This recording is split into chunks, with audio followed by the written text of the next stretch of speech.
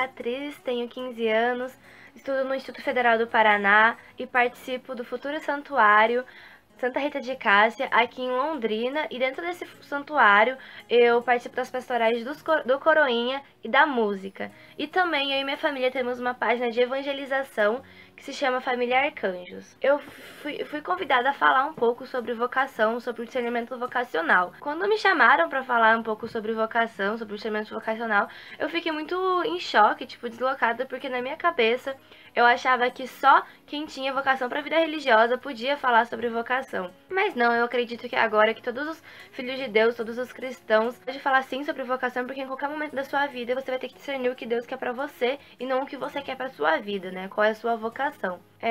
Uma coisa, acho que para mim, o mais importante para você conseguir se discernir o que Deus quer de você, né? Porque não é fácil, é uma caminhada longa, é a oração. Você sempre está em oração, porque como a vocação é um chamado de Deus para com a gente, se a gente não estiver em silêncio, se a gente estiver muito afobado, se a gente não estiver rezando, a gente não vai conseguir ouvir o que Deus tem para falar pra gente.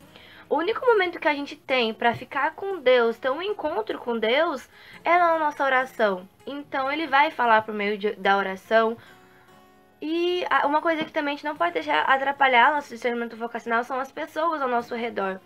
Tentar ignorar o que elas falam, tipo, se você não tem certeza de alguma coisa. Por exemplo, as pessoas tendem a te ver muito na igreja e achar que você vai virar freira, que você vai virar padre, mas não necessariamente, porque a nossa paróquia não, nossa igreja não tem só essas vocações, tem outras vocações também.